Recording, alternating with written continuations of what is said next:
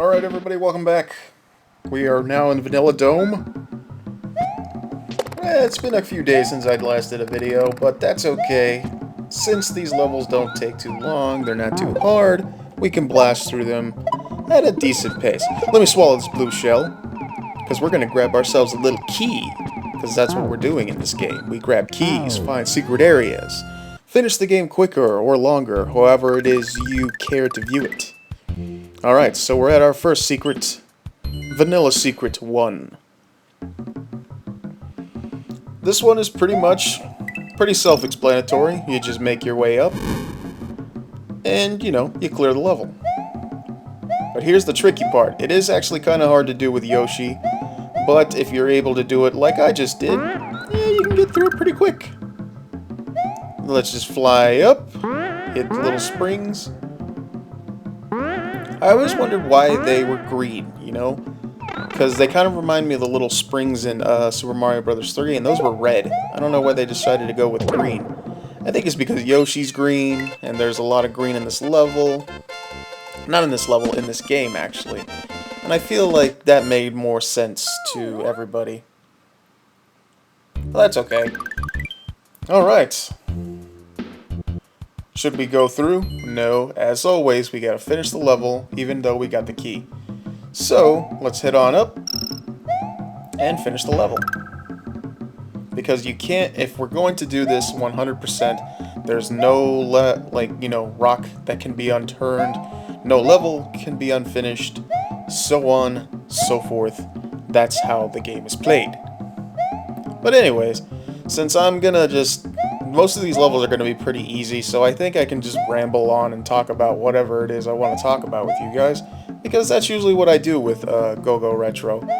It's just a little thing I like to do to the side, get a little one-on-one time with you guys. So, let's see. Oh, for those of you who don't know, I recently did 2 little videos. Oh no, I lost Yoshi! Aw, dang it. Oh well. But anyway, as most of you may know, I recently did 2 videos, more out there videos that I hadn't really done in a while. One was like my amiibo hunting quest, if you will, and it was just me basically trying to find some new amiibos and everything like that. It was actually pretty fun to do. I actually didn't mind it, so most likely I'm probably going to do that again. Because there are some more amiibos out there that I have not got, and there is still some time to go search for them. So most likely I'm going to be doing that. Oh, I got shrunk. Dang it. Luckily I had a spare. That's a good thing. Yoshi, buddy! I thought I lost you. Welcome back. But yeah, and surprisingly, that video is doing quite well on my channel. So if you have not seen it yet, and if you're interested in joining me in my little journey or hunt for amiibos, you can watch that video. I'll put links in the description if you guys are interested in watching it. Another video that I did a few days ago, I basically started my new monthly series. It's not going to be like a daily video everyday deal like I do with my playthroughs and everything like that, and it's basically my new mini-series that I'm doing that I have most wonderfully dubbed Retro Rage. Now I'll be up front with you guys. I love games. I love video games. Honestly, if I didn't have gaming, I don't know what I would be doing with my time, or if I'd even have a YouTube channel for that matter.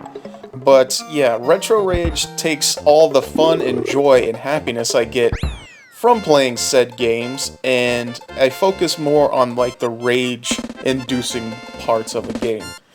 And it's basically I take one particular segment from a game that I know from my childhood that I was so frustratingly just upset and raged over so hard, and I basically play through that level, show you how difficult it is, and then, you know, I show me executing the level.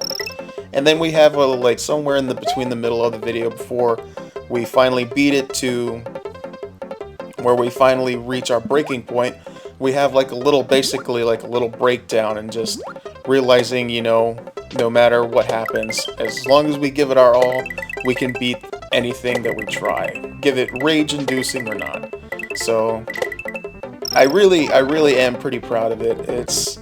It's got more edits in it than I thought, but you know, it was pretty fun to do. I usually don't get frustratingly mad in my videos, so if you ever wanted to see me just get angry in a video, there's your opportunity to see it.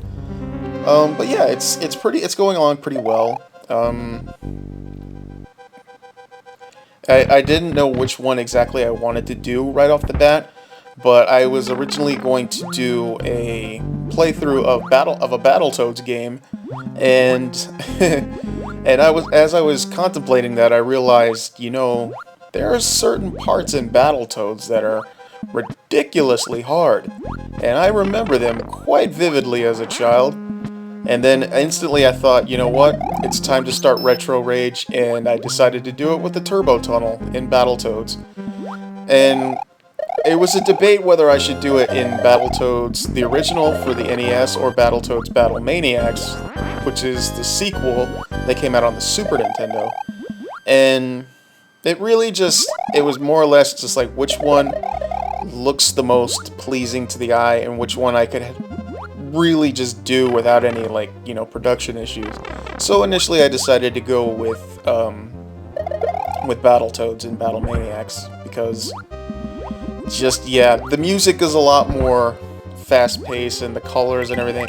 It just, I don't know, I felt like that one would be a good starter, just to see how you guys would respond to it. So hopefully you guys do check it out, and if you do, let me know how you feel.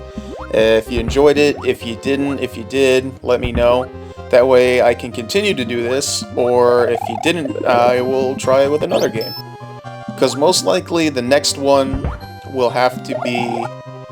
Well, I'll leave it up to you guys, like, because since you're my audience, you're my subscribers, my beautiful, beautiful people, I'll leave it up to you. The next, I'm gonna ask you guys, which next Retro Rage would you like to see? Would you like to see me go through a certain part of Ninja Gaiden, or Ghost and Goblins, or Super Ghost and Goblins? Take your pick. Either one. And I'll leave that up to you. The day this video goes up, I'll start it from there, and I'll give it about a week after the video's uploaded. I'll look it up on Twitter, I'll look it up on Instagram, and I'll look it up in here in the comments. And once I do that, I'll tally up as many, you know, votes as I get on it, and whichever one gets the most votes, that will be the next Retro Rage. So your choices are Ninja Gaiden or Ghouls and Ghosts, Super Ghouls and Ghosts. I'm pretty excited to see which one you guys will pick, because those are both equally frustratingly hard games that I, to this day, have had many of issue with, but I've been able to beat them, and I want to show you guys just certain parts of those games that are just hair ripping out of my head difficult. So that'll be fun. That's enough rambling about the other stuff, so let's talk about the game, seeing as we kind of just blasted through 3 to 4 plus levels just now. Let's go back, well, we have to go back to the first Vanilla Dome level, and just blast through this really quick. I gotta be honest, there's one thing I've always wanted to do with Mario games, particularly like the old school ones. I've always wanted to do like a crazy, really good speed run on them. And one of the things about it is, particularly like Super Mario Bros. 1 on the NES, like, I've tried really hard to see if I can just speed run it. I've like watched other speedrunners and see how they do it, and it's just, I think like the fastest time I could beat the original Super Mario Bros. With warps, might I add, just with warps, I think the fastest I can beat it is 10 minutes. And that's if I'm like mad focused with no commentary, I can do it in 10 minutes. But it's like, I don't know, just something about being able to go back and finish games that I played as a child so quickly, and just like with all the knowledge I have now, it's actually kind of nice to be like, yeah, I remember how hard like levels like this, the Vanilla Dome, and like the Ghost Houses were for me as a kid. And now the fact that I can go back to them as like an adult and just be like, they're not so difficult anymore. It just goes to show you that no matter how things may seem, as long as you practice at them, you'll get better. And you'll get, and you'll appreciate it a lot more. You'll learn to respect the game and appreciate, like, the work that went into it more once you've played it as many times as, like, most people do. So, it's really cool. It's a good way to respect, like, your gaming history, if you will. But yeah, let me see, what else is going on? I have a new Resident Evil video out, if you guys haven't checked that out. Pretty excited about that game. I'm like, it's one of my more newer / retro-ish type of games that you guys really seem to enjoy, and I'm really happy that you guys are digging that. It means a lot. So, but yeah, trying to figure out what else I can ramble on about. It's like I'm starting to feel like my retro videos are becoming more or less game commentary and rather more just like, vloggy type channel updates about me and what's going on with the channel and everything like that. Even though technically I still do talk about the game. Like, look at those fish. Those are fish. Those are fish. And, geez. When you kind of ramble, you kind of just lose your train of thought of what you were actually going to initially talk about. And that's kind of what just happened now. I kind of just forgot what I was going to talk about. Let's see. I'm trying to figure out,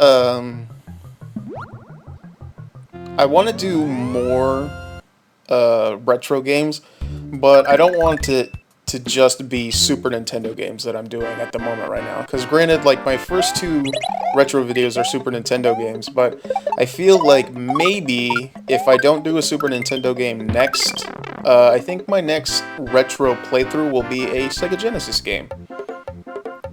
Or maybe even a NES game. Who knows? There is one thing that I've been looking into, actually, and I'm thinking about doing. Since I've been, like, kind of putting all this retro wonderful goodness in my eyes and everything with you guys, I'm thinking about doing a Pokemon Nuzlocke. And for those of you who don't know what a Pokemon Nuzlocke is, it's basically playing a game of Pokemon from Blue to now, to Omega Red and Ruby Sapphire and all that good stuff. It's basically playing the game, and you have like these particularly strict rules when you play. You're only able to catch 1 Pokemon per, like, route that you go to, and you can't let any of your Pokemon faint, because if you let them faint, they will be gone for good. So it's basically a survival type of deal with Pokemon, and I've seen tons of YouTubers do this before. Like, I've seen Peanut Butter Gamer, Pro Jared, and everything like that, and it looks so interesting to me. It's basically, it gives me a new way to play Pokemon, and I think, like, lately I've been wanting to try it myself, but right now I'm just debating which Pokemon game I should do. For the most part right now, I don't think I could do any of the newer ones on the 3DS, because I don't have a 3DS capture card. And the reason why I don't have one of them at the moment is because they're really, really expensive. But as far as, like, the Game Boy Advance games and the Game Boy games, those I could actually do.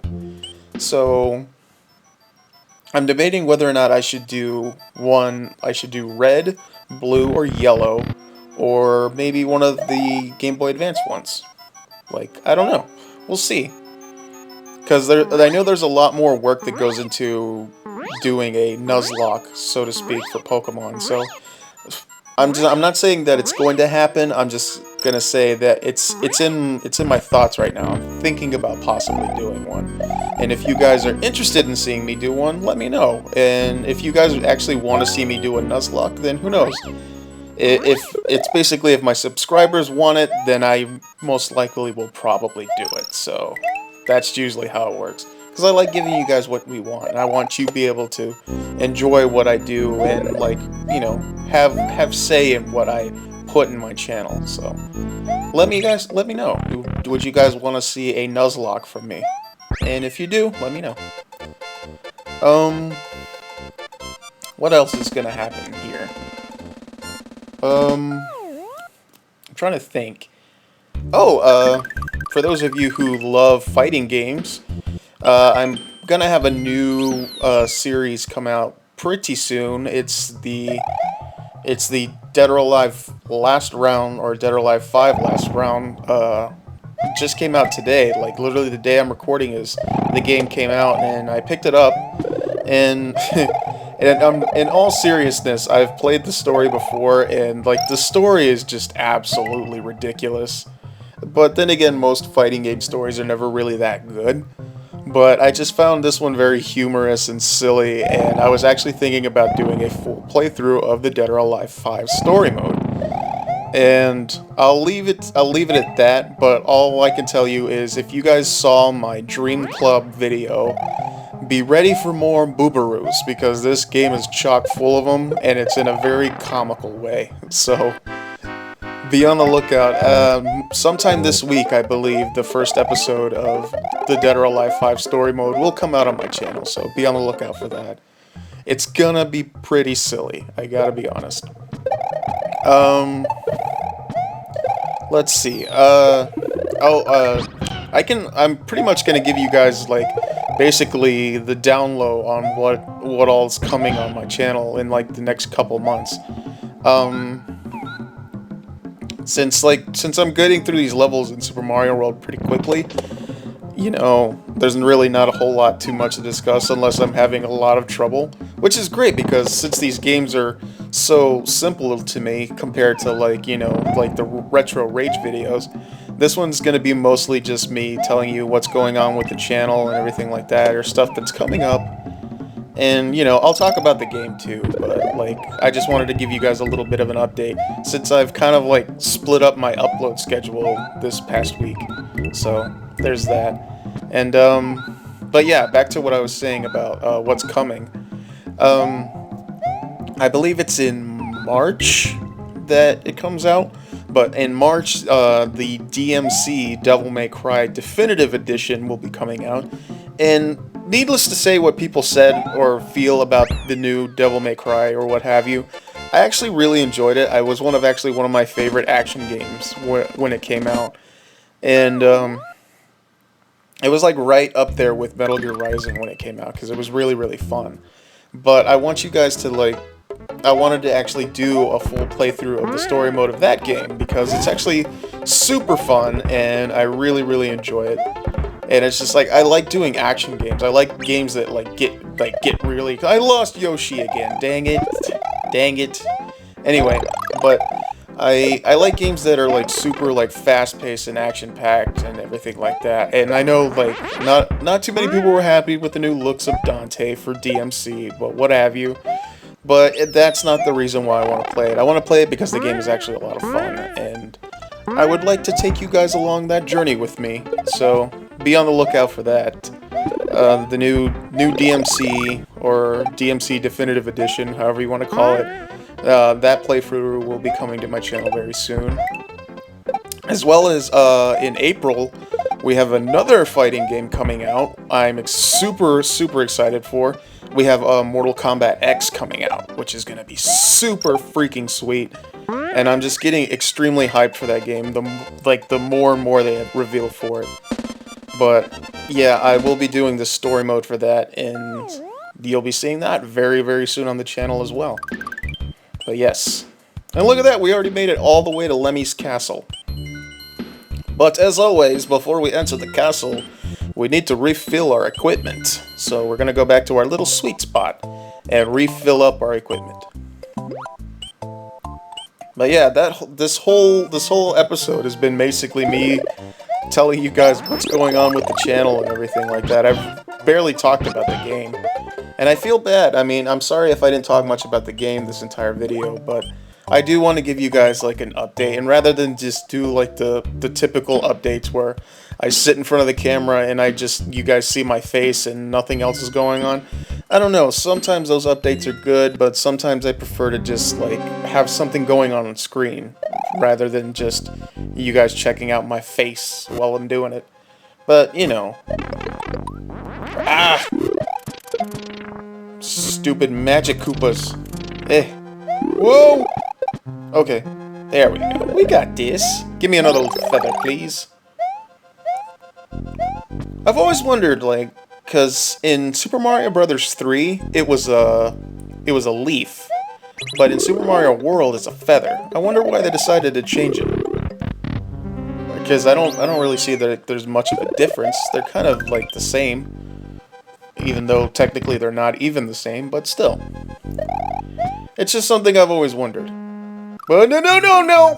Ah, dang it. First death of the game. Add that one to the board. Our first death of the game. Like I told you guys, this was not going to be an absolute perfect run. There will be points in this game where I will die, so...